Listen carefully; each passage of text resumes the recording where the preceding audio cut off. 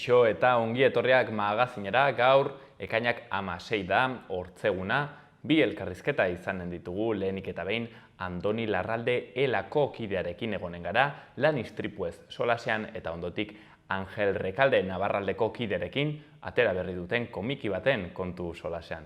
Baina has gaitezen, lehenik eta behin, betiko edukiak ikusten. Hasteko efemerideak.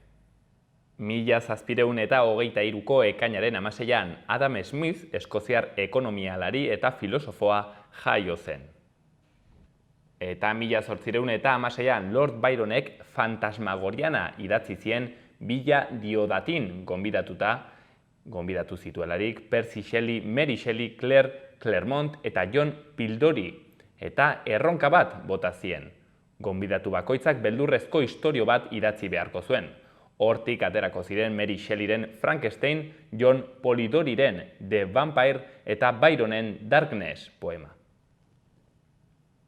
Eta 1904an Dublinen James Joyce Irlandar idazleak Nora Barnalzerekin izango zuen harremana hasi zuen. Urte batzuk geroago data hau erabiliko dute bere eleberri ezagunean, Ulises, gertatzen diren gauzak kokatzeko. Eta 1976an Hego Afrikan, Johannesburgo hiriko Soweto auzoan gatazka handiak sortu ziren kalean, apartheid garaiaren amaiera markatu zutenak. 15.000 bat ikasleek manifestazio pazifista bat egiten ari zirenean, apartheid gobernuak jendetzari tiro egiteko agindua eman zion poliziari. 576 haur hil ziren eta egunetako borrokak piztu ziren. Ikus ditzagun gaurko lerroburuak.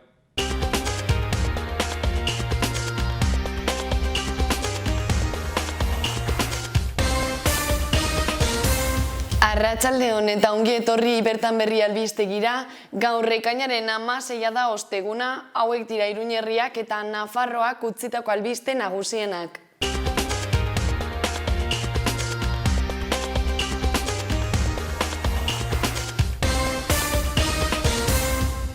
Egitarau oparoa aurkeztu du herri Sanferminak ekimenak. Leireko suteak kontrolik gabe jarraitzen du eta Tafailakoak eta Olletakoak aktibo daude oraindik, Larragan beste bat gehituta. Beherakada txiki bat baieztatu da koronavirus kasuen kopuruan eta ospitalaratzetan. Homologatu dituzte beste 13 udalerritako uholde planak, 7 kanpineko autobabeserako planak eta Zangozako ebakuazio plana. Nafarroko lehendakaria Bruselan bizi diren nafarrekin bildu zen atzo arratsaldean, Nafarroa marka proiektua prestatzeko. Osasun publikoaren helari buruzko ikertzaile baten lana Espainiako epidemiologia elkarteak saritua. Ribaforadako ureztak eta modernizatzeko lehen fasea onartu du Nafarroko gobernuak. Navarra Animation aurkeztu dute Anezin animazioaren sektoreko mundu mailako merkatu handinetako batean. Iruñako eta Galarzendeak udalek beren udal mugartetako 576.000 metro karratu aldatzen dituen hitzarmena sinatu dute etorkizuneko hirigintza garapena bultzatzeko.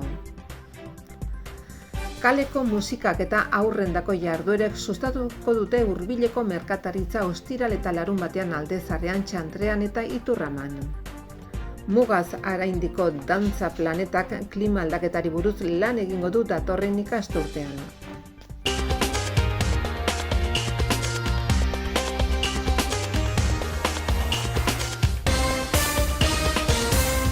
Eta guazen agendarekin. Gaur osteguna 7etan Bloomsday buruzagia antolatu dute. 100 urte bete ditu James Joyceren Ulisesek eta mozorrotutako festa bat antolatu dute Karrikiri elkartean. Baitere Maite Larbururen kontzertua erraldoien txokoan 8etan. Crack Maite Larbururen lan honetan Carlos Taronetxer eta Carlos Aranzegi musikariak dira lagun. Eta Iruña taldearen egoitzan hitzaldia, Euskal Dantza eta Generoa zertan dira Iruñeko taldeak, Hortzada Roberena, Duguna eta Iruña taldeen eskutik, 7etan. Baitere Orkoiengo gizartetxean Egoan kontzertua, 7etan. Eta Zaldiko Maldikon bertso saioa, 7etan Sustraiko Lina eta Onintza Enbeitiaren eskutik. Eta Zizur Nagusiko Erreniega parkean antzerkia, Jija, 7etan honakoa ere. Ostiralean bihar, Ursulaka Lewinen oian hitzen munduaren bueltan elkartuko da irakurle taldea, 7 Katakraken. Eta bihotz ondoko sekretuak Golem Yamaguchin, pelikula, 7 eta proiektuaren ondoren solasaldia aizpea Goenagaren eskutik. 12 duguna Iruñeko dantzari taldeak eta bere dantzari txikiak taldeak dantzarako agertokia partekatuko dute Iruñako Burgoen plazan. Bi taldeek haien trokeo dantza generoaren antzekotasunak eta desberdintasunak erakutsiko dituzte. Eta Asier Kidman, magoaren ikuskizuna Burlatako Eugenio Torres plazatik hasita, saio ibiltaria izango da, 12 aurrera. Baitere, biziraunen kontzertua Iruñeko Zezen plazan 8:30. Eta igandean, Fresh Call zizur nagusiko Erreniega parkean 7. Diziplina anitzeko saio ibiltaria, Tio Teronen semeak dantza taldearen eskutik. Euria egitekotan Erreniegako pista estalian izanen da. Gaurko egunkarien azalak. Diario de Notiziasen lerroburu nagusian, kontrolik gabeko sua Leiren. Tximista batek, eragindako sute batek mendilerroaren hegoaldeko hegala suntsitu du. Haize aldakorrak sugarrak itzaltzea eragozten du. 30 bat pertsona atera zituzten monasteriotik, tartean 22 monje. 6 helikoptero urregazkin bat umeko 150 kide eta 4 parketako bomberoak mobilizatu dituzte. Beste 3 baso sute eta faian Olleten eta Larragan. Argazkian Foruzaingoko agenteak Leire mendilerroko hegoaldeko hegaletik sugarrak aurrera egiten dutela ikusten dute. Eta beste lerroburu batean, aurkeztutako ikasleen 87,7% selektibitatea gainditu du. Baita ere, Magnesitasek bere 239 langileak mantendu nahi ditu Artesiagako bere harrobiarekin. Eta azkenik, Sanferminetako esleipenak nahieran egitea salatu dute. Diario de Navarran, argazki handi batean, astearte gauean Tafallan Miranda Argarako errepidean, piztutako eta atzo arratsaldean piztuta segitzen zuten suteak. Eta izenburuan, suteen olatua Nafarroan. Tximistek oraindik piztuta dauden suak eragin zituzten Leiren, Tafallan eta Olleten. Haize aldaketek sugarrak berpiztu zituzten eta Leiren monasterioa hustu zuten. Herribera 40 gradutara iritsi da eta bero handia ez da aste osoan bukatuko. Gara egunkariko lerroburuan letra handietan, goiko argazkian polizia herritarren aurka eta izenburuan gasa eta kolpeak euskaraz azterketa eskatzeagatik. Goizean bere seme alabek eta ikasleek basoa probak euskaraz egin ahal izatea eskatu zuten. Arratsaldean, Frantziako poliziak gaseztatu eta sakabanatu egin zituen bortizki, bereizkeria linguistikoaren aurka modu baketsuan protesta egiteagatik. Beste lerroburu handi batean, aulkian Ernaiko 7 gazte prekarietatea salatzeagatik. Gazte erakundeak nabarmendu du epaiketa gezurrez betetako atestatu batean ondorioan oinarritzen dela. Azken hilabeteetan borrokatzeagatik epaitutako bakarrak ez direla gogorazi du eta ez gaituztela geldituko azpimarratu dute. Berria egunkarian lerroburuan, sindikatuek Mercedesen xantaia salatu dute eta grebara deitu dute. Azaltzen denez, Elak, Labek eta Esekak ekainaren 27tik uztailaren batera antolatu dute lanuztea. UGTek eta Komisiones Obrerasek hilaren 22 eta 29 deitu dute grebara. Enpresak helburu duen malgotasunak eragindu gatazka. Argazkian polizia iparraldeko herritarren aurka eta izenburuan polizia sehaskaren aurka. Frantziako Akademia ikuskaritzak Baionan duen egoitza okupatu dute ikastoletako ikasle guraso eta irakasleek polizia indarrez eragozten saiatu arren. Eta Euskal Herria irratian, lerroburu nagusian, suak hartu du Leireko mendilerroa. Sua garrak indartsu zabaldu dira Nafarroako mendietan, 4 sute daude une honetan piztuta. Eta beste berri batean, Hezkuntzaren proposamena ekonomizista dela esan dute 0-3 zikloko langileek. Eta Iruñeko udalaren jarrera baztertzailea salatu dute hiriko aniztasun kulturalaren kolektiboek.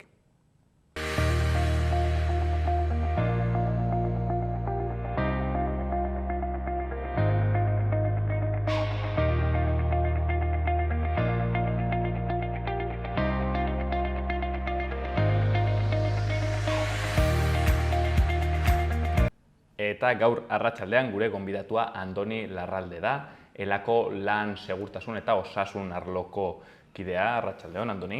Baita zuri ere, arratsaldeon. Mila esker gurean egoteatik. Bueno, segurazki ere zoritxarrez, ez? Hemen egon behar izatea, aurreko astea aste beltza izan zen, lau hildako, okerrezpanago. Andoni, aurten 9 hildako Nafarroan urte bereziki beltza izan da aurtengoa? Bueno, bai, zuk erran bezala, aurten urte beltza doa, lan istripuei dagokionez, bereziki larrienei dagokionez, hildakoen inguruan.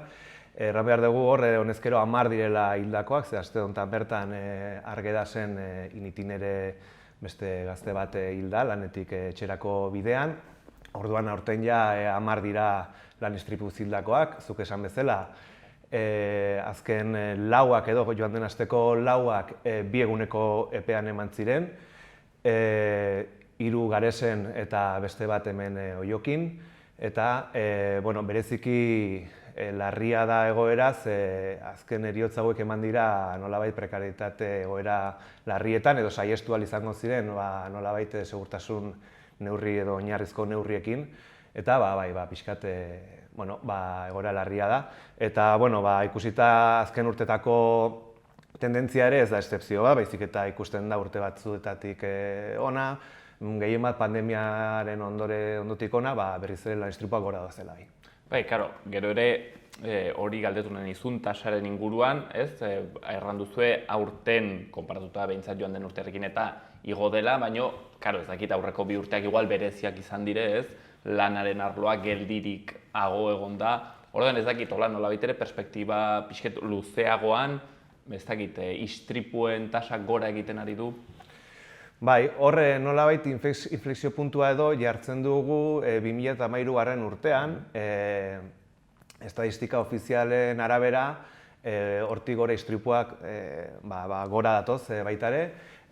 Horre garbi dago urte horietan aurreko esan dezagun krisiaren ondorioz lan erreformak izan zirela, gaur egun indarrean daudenak, oraindik ere, eta harremana gure ustez garbia da, erreforma horiek eragin duten lan baldintzen okertzearen ondorioz, nola lan ezbeharrak igo diran. Eta hor esaten dugu, nolabait tendentzia bat 2013tik bada, gorakakoa dena, 2019 arte edo ematen dena. Hor bi faktore daude, hor geldialditxo bat egon dela, 2019an estadistika ofizialetan sartzen dire historikoki egon ez diren autonomoak. Orduan horrek nolabait erlatibizatzen du, ze oraindik ere faktore desberdinengatik segurazki autonomoen inguruan lan istripuen aitortza edo deklarazioa oraindik ere txikiagoa da, eta orduan relatibizatu eta pixka eta apaldu egiten da, eta gero zuk esan bezala nabarmena da horrek geldialdi bat egon du da COVID-aren pandemia dela eta jarduera ekonomikoa nolabait geratu da, geratu direnean sektore arriskutsuenak edo, horregia da geldialdi bat egon dela lan istripu edo lan ezbeharrei dagokionez, baina orain ikusten ari gara berriz ere nola jarduera ekonomikoa berraskurretu denean eta sektore batzu berriro ere martxan jarri direnean nola gora egiten duten lan ezbeharrak, azken urtean lan istripuak 16% inguru, laneko gaixotasunak ere gora doaz. Hor badago tasa bat dela inzidentzia indizea, dela nolabait tasa erlatiboa, ez tasa absolutoa, ze gauza bat da gora egitea kopuru absolutuetan, baina tasa erlatiboak egiten duena da harremana lan istripuak eta nolabait lanean ari den jendearen inguruan. Eta horrek adierazten digu azken urteetan ere bai, nola tasa hori gora eginez, hor azkenean prebentzioak edo huts egiten duela. Harremana garbia da, ez? Hau da, baldin badago ez badago erlaziorik nolabait jarduera igotzen bada, eta lan istripuak ere igotzen badira, edo hortik gora igotzen badira, jardueratik gora igotzen badira, hor argi dago, huts egite ugari daudela. Edo langabezia handi bat egongo balitz, eta hala ere, istripuak segitzen badute, erran edu hor, badagola arazo bat. Hortxen neurriak hartzeko, modu ezberdin horiek. Pentsatzen dugunean lan ez beharretan eta normalki burura etortzen zaigun lehenengoa da hildakoak, ez? Zuk bera aipatu duzu, hori da istripuetan kasu larriena, baina bertzelako istripuak eta ez beharrak ere, andana bat badira. Ez dakit konta iguzu hortaz Andoni pixka bat, nolakoak izaten dira, gainerako istripu horiek ez direla hildakoak, baina hala ere, ez dakit, larriak izaten direnak edo behintzat ez beharrak. Bai, esan bezala adibidez, 2021 urtean hemen Nafarroan gure kontaketaren arabera 20 pertsona hil ziren lanean.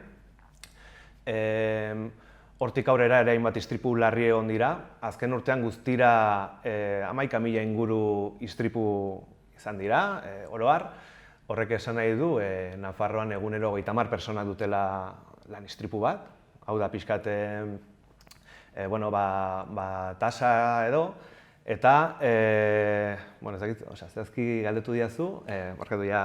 Bai, hori, pixket nolakoak izaten diren bertze istripu hauek, ez? Beti pentsatzen dugu hildakoetan, baina badira bestelako istripuak, ez? Nolakoak izaten dira istripu horiek? Bai, horre, estatistikaz ari garenean ere bai, esan behar dugu, estatistika ofizialek ere ez dutela errealitate guztia jasotzen.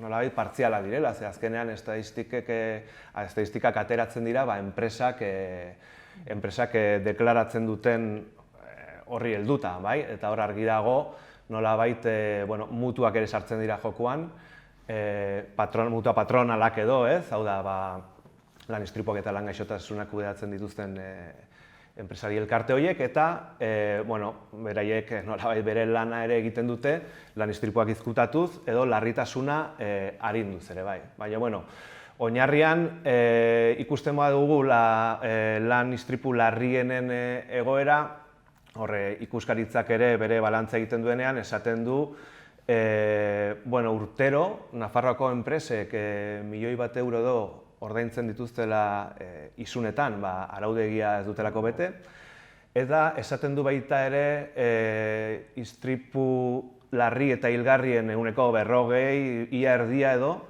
ematen dela zuzenean segurtasun neurri falta bat egondalako. Orduan, hori da pixkat irakurketa orokorra lan istripu mota horien inguruan. Ez dakit lanei dagokienez nolabaiteko argazki bat egiten aldiguzun, hau da, pentsatzen dut adibidez, eraikuntzako eta industriako lanak arriskutsuagoak izanen direla zerbitzuetakoak baino, ez dakit hala den Andoni. Bai, gehien bat igual begiratzen badiogu ondorioi, ez? Baina hor beste faktore gehiago ere sartzen dira. Egia da esan duzuna, gaur egun eraikuntzaren intzidentzia ez da garai batekoa, eta orduan, baina oraindik ere tasa altuak dauzka. Baina hor gehien bat istripuei dagokinean tasa handiena larriena metalean eta lehen sektorean ematen da. Eta gainera azken urtean igo dira, pixkat bataz bestekotik gora sektore hauetan.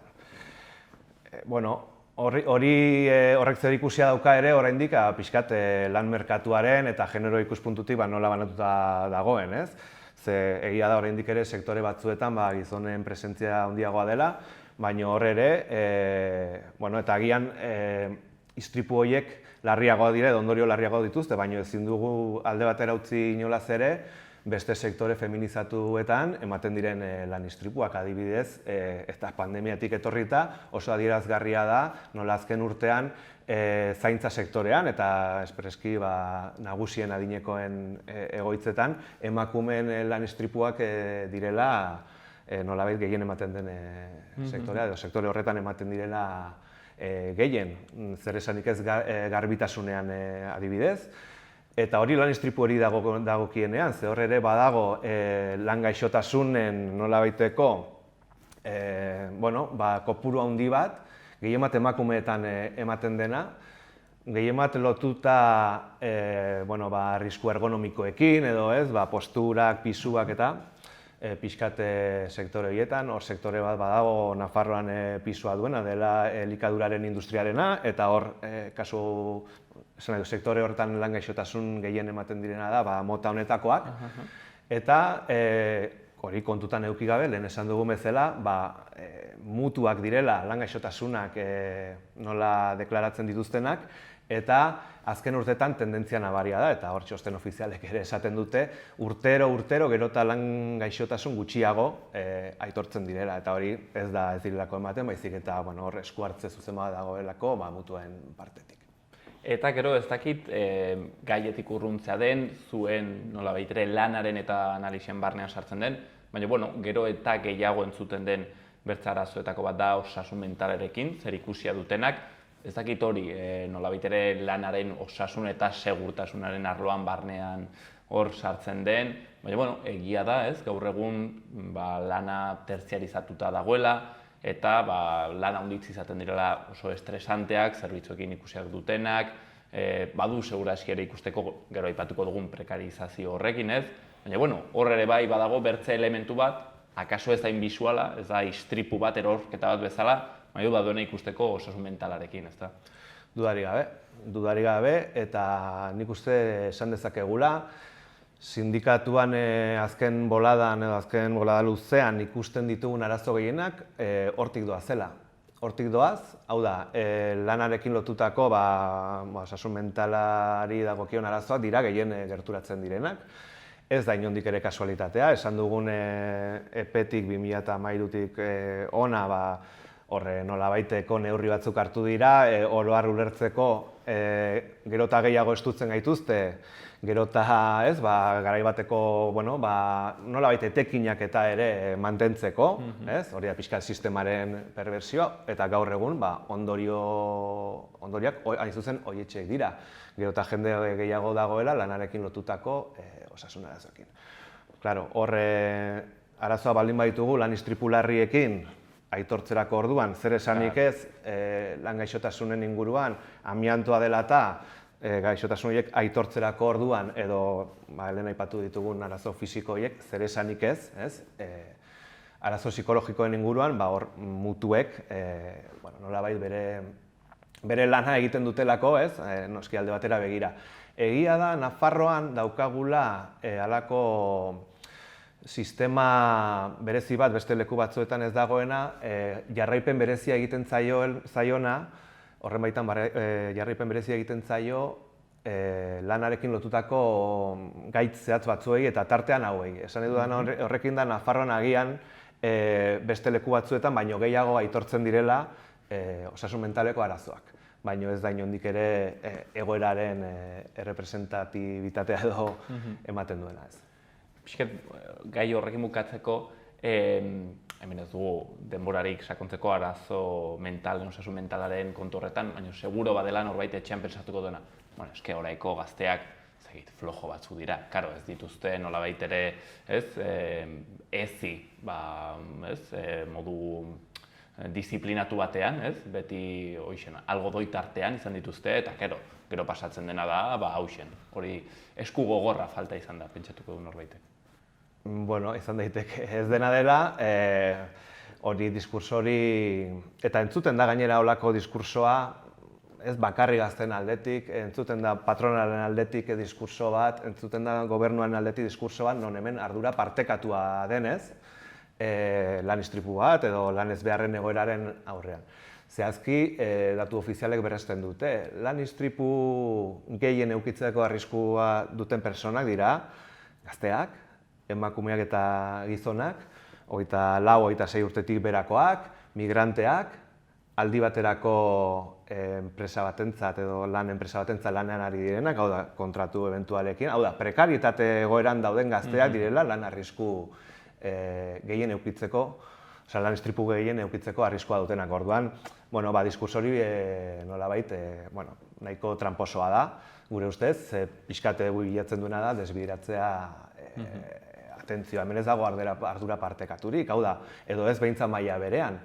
Hemen lanari dagokion segurtasun baldintzak betearazteko edo langileen segurtasuna bermatzeko ardura enpresariarena da.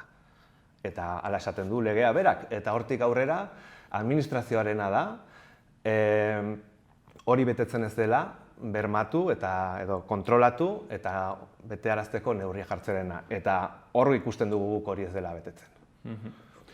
Bueno, zuek egin duzuen orain agerpen publiko hauetan, aipatu duzue hemen prekarietatea dena, kausa nagusia ez, prekarietateak ari duela hiltzen, ez direla nolabait ere istripuak, baizik eta baldintzen okerrera gotze bat, ezta?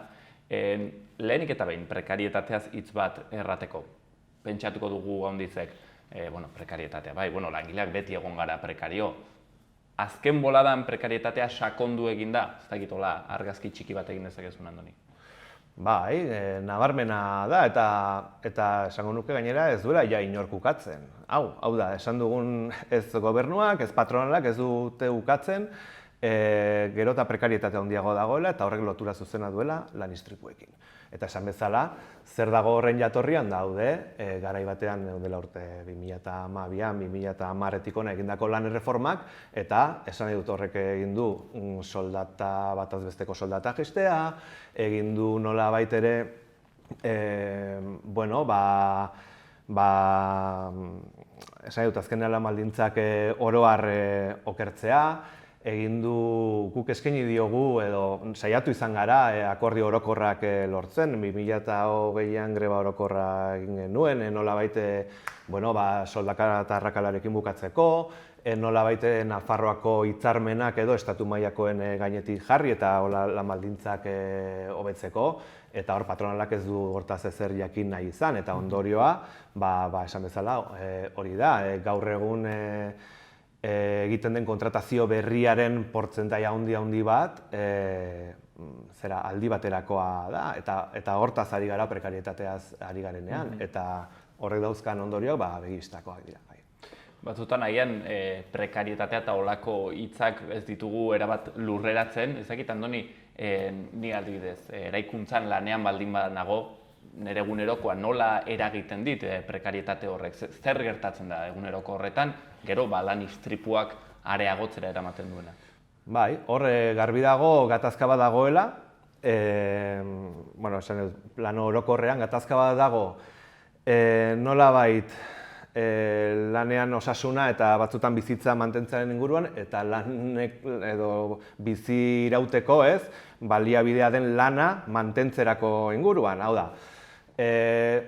Guk lan istripu ugari izaten ditugu eta kudeatzen ditugu. Eta adibide garbi bat izan genuen epaiketa batean, non zuk aipatu bezala, langile bat erori egiten da teilatutik inolako segurtasun neurririk gabe, eta nolabait lekukoari galdetzen dio epaileak ea zergatik igo ziren, gainera Alemanian zan, asteburu guztiak gidatzen ibilita gero, astelehen goizean igo ziren teilatura segurtasun neurririk gabe, eta testiguari galdetzen dio zergatik egin zuten hori, eta erantzuna lana behar zutela izan zen. Hau da, hori da erantzuna, lana behar dugu bizirauteko, eta egiten digu, hor dago gatazka hori ez. Eta ondorio, begizten dira, hemen esan nahi dut, pixkat lehengo gora bueltatzen gara, ez da ardura partekatu bat, baizik eta gatazka bat dago, eta hori saiesteko bete beharra, enpresariena. Claro, zuk erratezuna, enpresariak beti erran gaudu, guk erraten diegu, obreroi eta jartzeko kaskoa edo, baina haiek ez dute jartzen. Ez da nahikoa horrekin, eta ez da nahikoa ikusten dugun bezala, dokumentalki, espedientea bete eta sinarazi eta hau da, enpresariak baliabide guztiak jarri behar ditu, segurtasun neurriak betetzen direla bermatzeko. Beste esparru batzuetan egiten den bezala, esan nahi dute adibidez ni lanera berandu heltzen naiz edo hor jartzen dira, ez. Dena dela, hoxe. Eta, claro, lehen aipatuzun beste elementu interesgarri bat, da mutuen kontu hori. Ez dakit hor hitzen bat erraten alduzun, hemen gertatzen dena da, nolabait ere enpresariak baduela akordio bat, hain zuzen ere, istripua egon dela errango duen organo horrekin, ez? Nolabait ere baditu, akordioak edo loturak mediku batekin, eta mediku horrek erranen du, ez dakit, jartzen alduzun edo ez, edo nola da kontu hau, zer da gor salagarria zuena buruz? Bai, bueno, medikuekin baino hor daude eragile desberdinak, hor dago zen patronala gehien bat, Nafarroan, eta daude mutuak, eta gaina Nafarroan mutua Navarra daukagu, ez? Patronala enpresari handien ordezkaria baldin bada, esan dezagun Volkswagen, Volkswagen mutua Navarrako zuzendaritzako kide da, bai? Orduan, hor ulertzeko pixka non kokatzen garen. Eta esan bezala, lan istripuetan eta lan ezbeharretan esku hartze zuzena dute, eta guk egunerokoan ikusten dugu nola ez diren aitortzen edo ez diren aitortzen behar besteko larrutasunekin, eta lan gaixotasunetan nabarmena da nola berbideratzen dituzten osasun bideara, nola baita aitortza hori ukatuz, ez? Baina hortaz aparte ere azken boladan badago halako privatizazio prozesu bat. Adibide garbia Volkswagenekoa da. Volkswagenek dela urte pare bat, erabaki zuen, bere 5.000 inguru langileen gaixotasun arrunten kudeaketa mutua Navarran uztea. Hau da, langile hauen nolabait kotizazioak gizarte segurantzara bideratu beharrean, mutua Navarrara bideratzea, pixka gaixotasun arrunten baja horiek kudeatu, ordaindu eta orduan hori da pixkate dagoena. Patronalaren estrategia bait da prekaritatea edatzea, lehen komentatu dugun bezala, baina bestalde dago ere privatizazioa eta baita ere presentismoa bultzatzea. Horre absentismoarekin oso kezkatuta agertzen da batez ere patronala batzuetan, ikusi dugu COVID garaian, atera da esanez COVID-a dela eta absentismo handia zegoela, baina guk ikusten duguna da, justu kontrakoa zentzu honetan, hau da, mutuak hor sartzen diren neurrian presentismoa dago. Presentismoa askotan lanera bidaltzen gaituztelako behar baino lehen, osatu gabe eta pixkatu. Bueno, bukatzearren, Andoni, sensazioa da behintzat, gainera sindikatuen artean nahiko adostasun badagoela, konsensua ez, egintzen duten aurrekoan agerraldi bat, eta Nafarroko ez dakit sindikatu guztiak, baina handiz behintzat hor zineten, elatik, laburrean, ze proposatzen duzuen, nola baitere, hau ez dakit egoera pixket hobetzeko zen neurri hartzen aldira. Bai, guk hor gainera dela bolada bat eskatu izan diogu gobernuari bilera bat hontaz hitz egiteko, garai hartan ukatu egin zigun, geroztik ez dugu izan bilera hori ukitzeko aukerari, baina gure proposamenak aurretik ere helarazi ezkigu.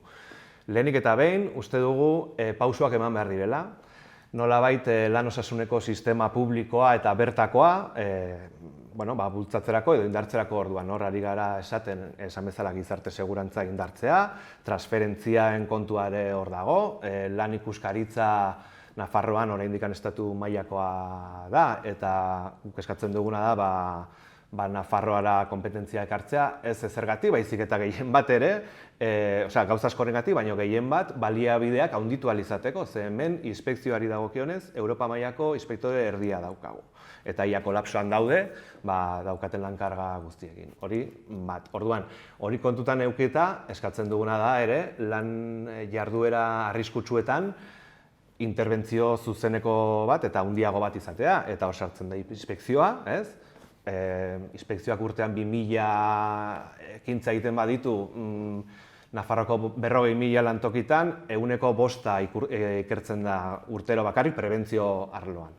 Lan Osasun Institutuan ere, baliabideak urriak dira, COVID garaian ikusi dugu nola ia kolapsoan egon diren, ia bakarrik COVID-a kudeatzeko lanetan orduan. Hor eskatzen duguna da, 50 personekin indartzea lan ikuskaritza eta baita ere Lan Osasun Institutuko plantilla, nolabait kontrol hori areagotzeko. Eta, beste bat esatearren, hirugarrenik esan dezakegu, adibidez, arrisku psikosozialen inguruan ere eskatzen dugu nolabait egin dadila edo bermatu dadila enpresetan osasun mentalari daukion arriskuak ikertu eta horren inguruko neurriak hartu daitezela, oro har gaur egun, esan dezakegu maila orokorrean betetzen ez den afera bat dela. Hortxe utziko dugu, Andoni, gaurko elkarrizketa laburra, gai, zoritxarrez larri honengatik, erramezala aurreko aste beltza Nafarroan lan istripuenei dagokienez, larrienei dagokienez behintzat, 4 hildako egon baitziren. Hortxen, Andoni Larralde, elako lan osasun eta segurtasun arloko kidea, gaur arratsaldean gurekin, hemen partekatzen ideia batzuk, hausnarketa batzuk, eta neurri proposamen batzuk ere, elaren partetik. Mila esker, Andoni, gurean egoteagatik. Zueri.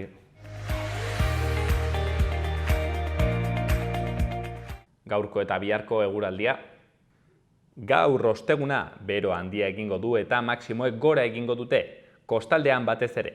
Kostaldetik hurbil, mendebaldean, Bilbo handia inguruan, brisa beranduago sar daiteke eta temperatura 33-34 gradura hurbil daiteke.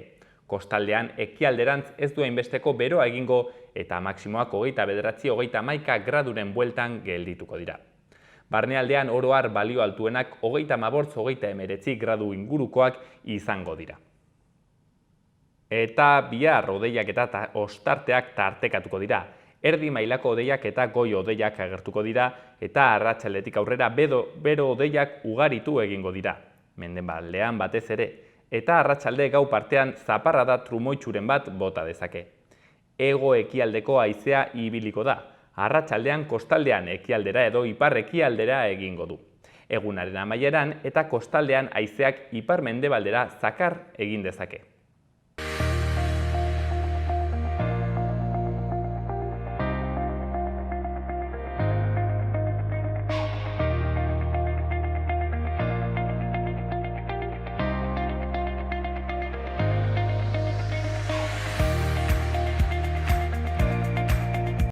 Eta arratsalde honetan Angel Rekalderekin gaude, bera Nabarraldeko kidea da, hemen behin baino gehiagotan egon da. Arratsalde hon, Angel. Arratsalde hon. Bueno, gaur gainera berri on batekin erranen dugu. Amaiur Gaztelu Baltza, komikia labetik atera berria, hain zuzen ere utzi dazun hau, ejemplarra, hortxen kajatik zuzenean atera duzuna. Zorionak, Angel. Eskerrik asko. Arro gaude, pozik, olako material ona ateratzeagatik, bai, eskertzen dizut. Angel, hain zen ikusten hemen, sinopsian jartzen dola, 800 Nafarra 10.000 gaztelarren kontrako guda batean, 300-en mito hori badugu, edo gertakizun hori, espartarrak, nola pertsiarren kontra borrokatu ziren, hor pelikulak eta egin dira, baina hemen Amaiurre, antzeko zerbait ez aldugun. Mito hori, arratzea duzu, mito hori hor dago, eta nik Biblian ere aurkitzen dut, eta da David eta Goliat, baita ere txikia eta handia. Biblian alderantziz da, irabazten duena da David, kasu honetan galtzaile beti bezala, euskaldunak. Baina mito berbera da, olako desproporzioa, aula txikia dana, imperio baten kontra borrokatzen duenean, hori da. Eta gure historian hori da. Hori gertatzen dena da, dauka puntu hori kutsu hori galtzailerena, baina bestelako klabeak oso interesanteak dira, ze defensa sutsua eta ze adorea, eta baita ere ze garbi zeukaten ze defendatzen zutena, guzti hori hor dago, eta horregatik da guretzat olako erreferente simbolikoa, da memoria gune bat, guretzat. Eta esaten duzu moduan, 500 urte dira. Momento gainera esanguratxoa berez, da Nafarroaren independentziaren galera, gerra hortan, eta orain da mende hurrena eta gauza asko daude, gauza asko mugitu dira, guk atera ditugu liburuak, bideoklipa, musika, mobilizazioak, bilkurak, denetatik omenaldiak eta hori ez. Eta guk beste gauzen artean, egia esan gauza desberdinak egin ditugu, jardunaldi bat egin dugu baita ere, baina gu beti daukagu kezka bat. Eta kezka hori da, bai, hor daude, olako erreferentzia, gureak ez daude oso garbi, ez dakigu ez daukagu gure historia garbi idatzita eta hori, eta badakigu zer dagoen hor, ze ospatzen dugun edo ze gogoratzen dugun, eta bestetan bezala, Eneko Aritza edo sorginduak izan ziren emakumeak, Zugarramurdiko sorginak eta gure kezka da, guazen, hori argitzea. Behintzat, jakin dezagun gutxi gora bera zer gertatu zen, ideia garbi bat izateko, ez? Eta hemen gauza bera, Amaiurko bataia, baina zer gertatu zen. Eta historia berez oso esanguratsua eta neurri baten tragikoa da, baina polita da aldi berean, ez? Eta hoixe da, Noaingo bataila, porrota edo gertatu zenean, hortik ateratako nafar batzuk hartu zuten gaztelu hori, orduan espainolek bazeukatena eta hori, eta berreskuratu zuten. Eta handik, 10 hilabetetan, ia urte beten, egin zuten nolabiteko foko bat, erresistentzia moduan, ez? Eta kriston gerra eman zieten espainolei. Eta punto batera, espainolak, gaztelarrak, kokotaraino zeuden, eta bidali zuten kriston armada, horien kontra, eta zen foko bat, han zeuden, 200 gudari gehiago ez, baina egia esan horri esker, egiten zuten nolabaiteko lurraldean kontrolatu, beraiek agindu eta gerra egin gaztelarrei, ez? Mantendu gerra, mantendu erresistenzia. Lehengo gunean, elkarrizketa bat egin genion dokumental baterako Xabier Irujo historialariari, eta berak esan zuen, guk ez dugu asmatu erresistentziarena, espainolek asmatu zuten. Beraiek suntxitu zutenean, enperadore esan zuen, amaitu dugu erresistentzia nafarrarekin. Beraiek esan zuten hori zela erresistentzia nafarra. Hori pasada historiara, eta oinarri sendo batekin. Amaiurko Gaztelu Beltza beraz egin duzuen komikia. Amaiurko guda horretan, xehetasunetan sartu baino lehen, zergatik erabaki duzu ez dakit Amaia Ballesterosek eta zuk komiki formatuan egitea 500. urteurrenean, zuen ekarpen txiki hau, zergatik komiki formatuan?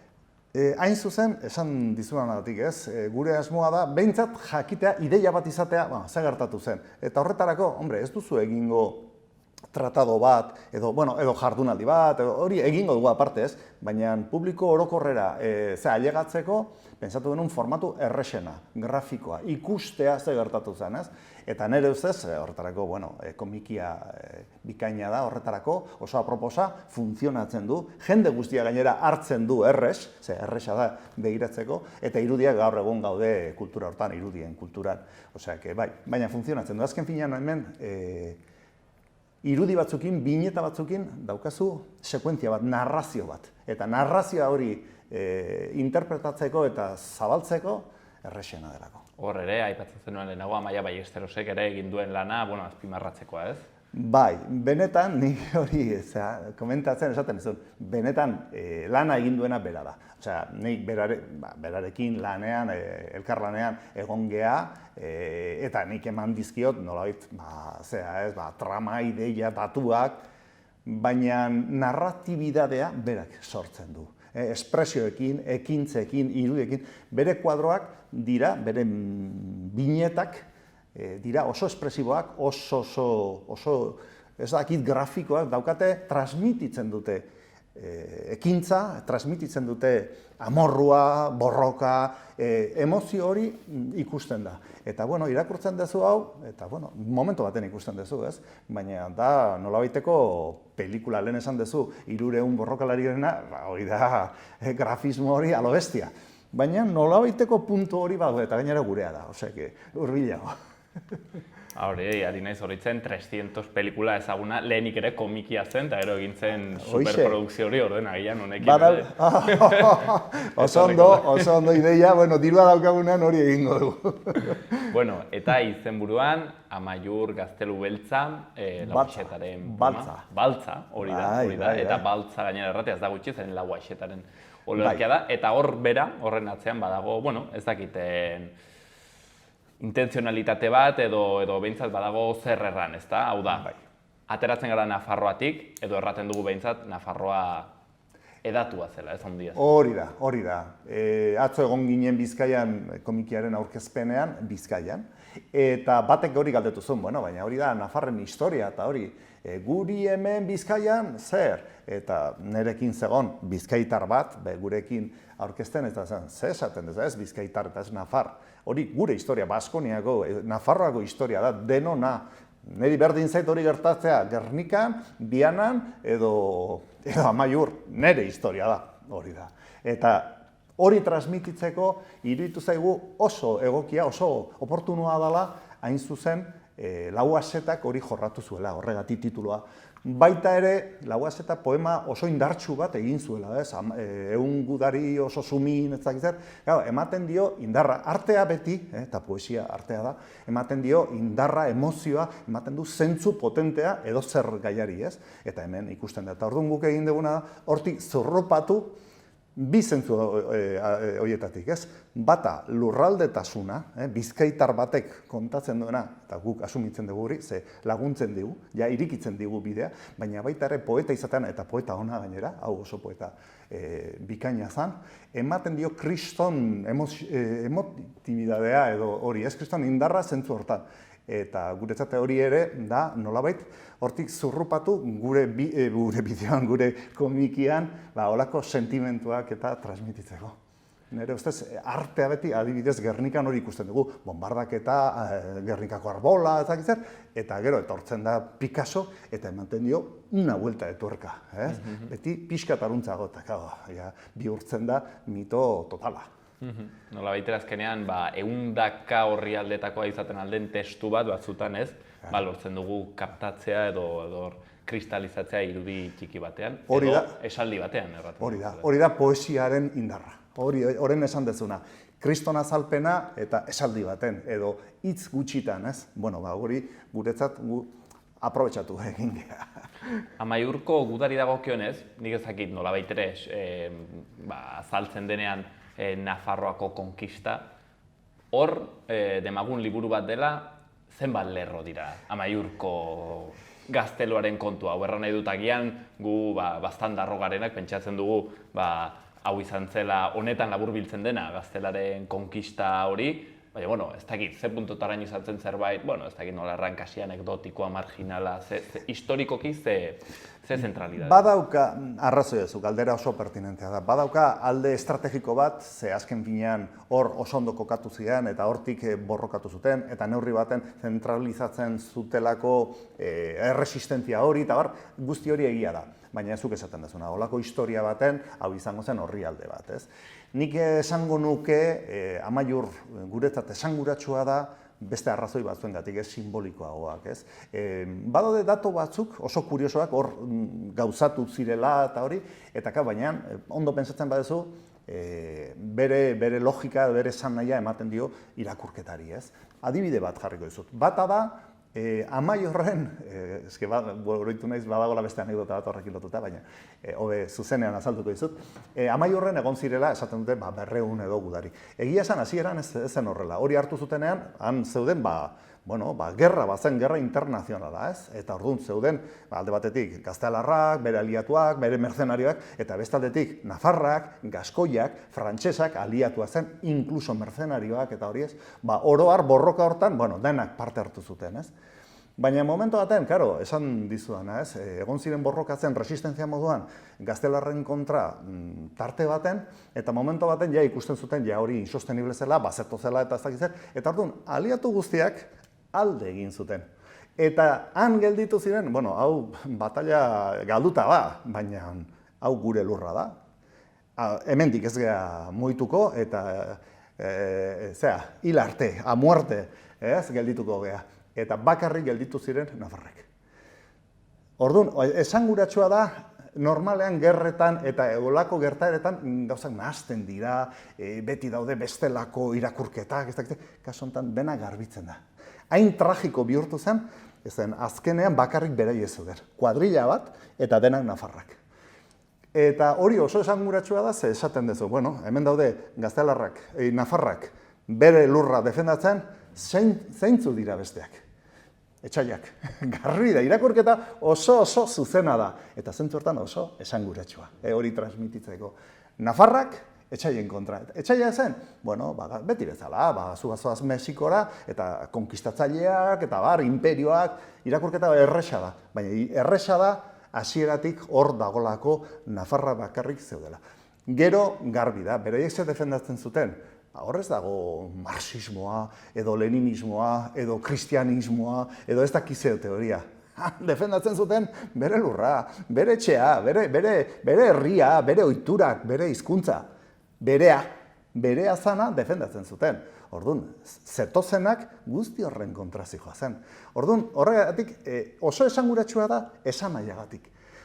Ze esango genuke hor, zein da honen esanahia? Amaiurren esan nahia, erresistentziarena alde batetik, bigarrena estatu nafarraren defentsarena, beraiek zeukaten estatu bat independentea zen, existitzen ziren munduan, eta hori defendatzen zuten. Hortik aurrera, ja Nafarra izatea, gero eta lausatuago, arraroago gelditzen da, zeia munduan ez daukagu tokirik, ez? Baina, horiek ziren, nolabait ez dakit, los últimos de Filipinas. Eta beste esan bat, esango nuke, ze lehengo egunean Xabier Irujo elkarrizketa horretan botazun baita ere, eta izan zen, han borrokatu zuten taldea edo personak eta hori, soldadu nafarrak eta hori, ziren mota guztietako nafarrak.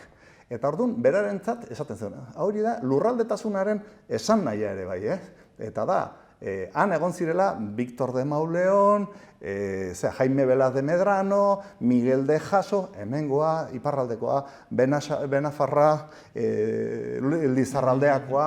Ez zirela amaiurtarrak. Hori da. Denak hor Nafarroa defendatzen. Guzti hori esan nahi horiek oso importante eta oso garbiak, esan dizudanagatik, oso garbiak, eta horregatik da importante Amaiur.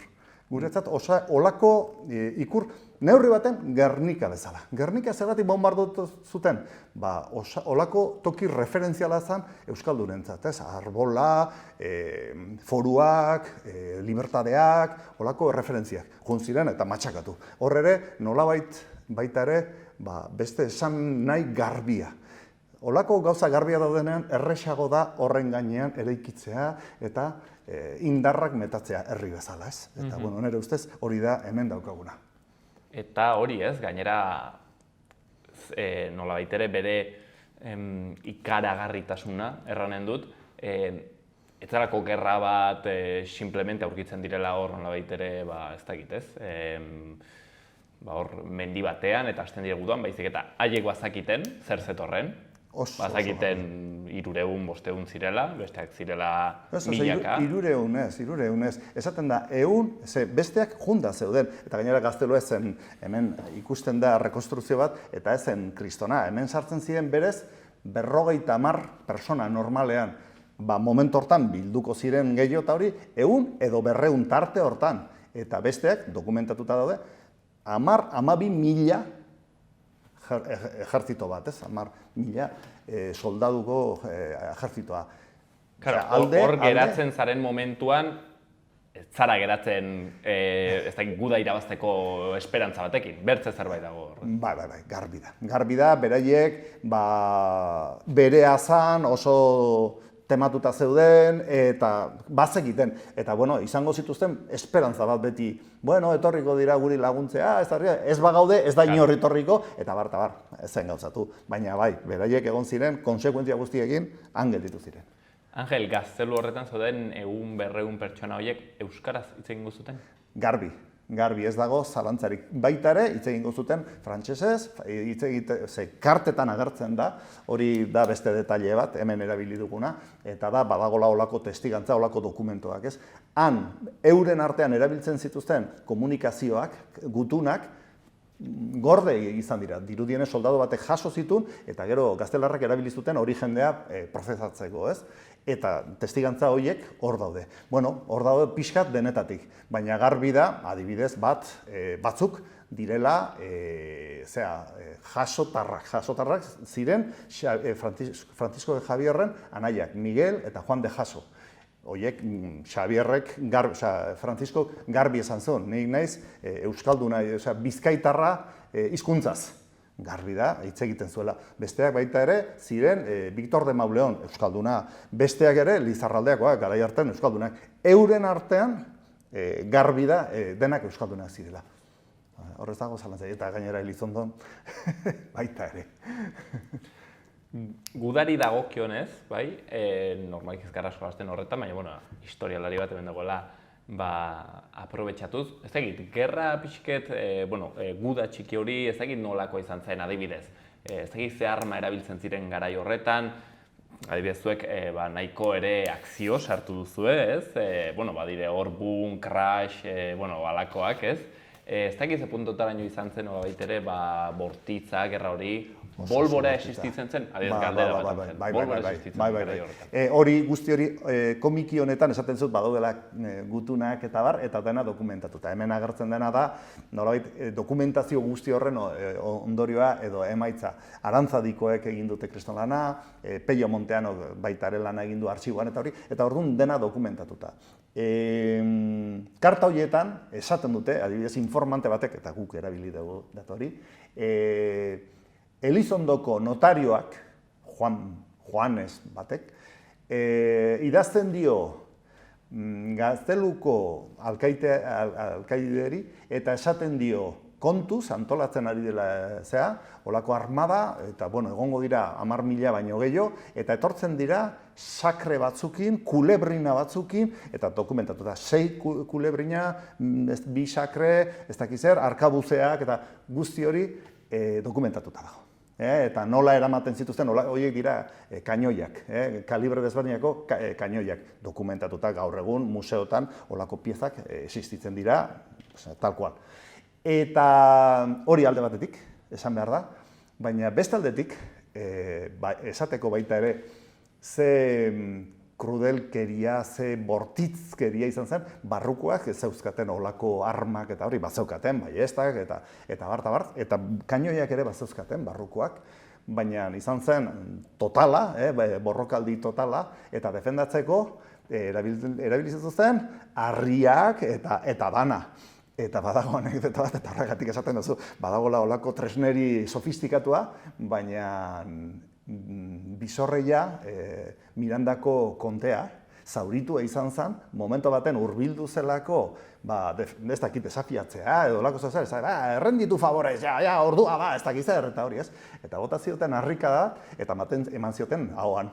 Eta galdu zituen, eta guzti hori dokumentatuta dago, galdu zituen hortzu batzuk, Konde de Miranda, holako harrikada. Eta komikian jarri dugu, ez dugu azaldu bakarrik da irudi grafikoa, baina dokumentatuta dago. Osea, han erabilizen dena harriak, kainoiak, pistolak, denetatik. Baina, dena esaten dizut, hor agertzen dena gazteluaren irudia eta hori nik esango nuke hori arantzadik eman digula bere indusketekin eta hori gutxi gora, horako itxuraz izango zuen, momentu hortan, ze gaztelua lehenago baita ere jarri du, hasieran dorre bat zela, gero berriz erabili da hor fuerte bezala eta egin dutez bestelako gauzak eta hori, baina borroka aldi honetan olako itxura izango zuen. Izango zen, ikusten duzu nola ban, eta oso interesantea da hori ez. Hemen agertzen dena, narrazioa guk asmatu dugu, baina dena dokumentatuta dago. Eta karta horietan agertzen da dena. Beraz, printzipioz, hemen ageri den informazioa historikoki zuzena dela erran dezakegu. Bai, segurazki agertuko dira gauza gehiago eta gauzak aldatuko dira, baina gutxi gora bera, ideia bat izateko oso hurbila da errealitateekin. Angel, galdetuko nizun xehetasun gehiago, baina honena izanen da, hain zuzen ere, komikia bera irakurtzea.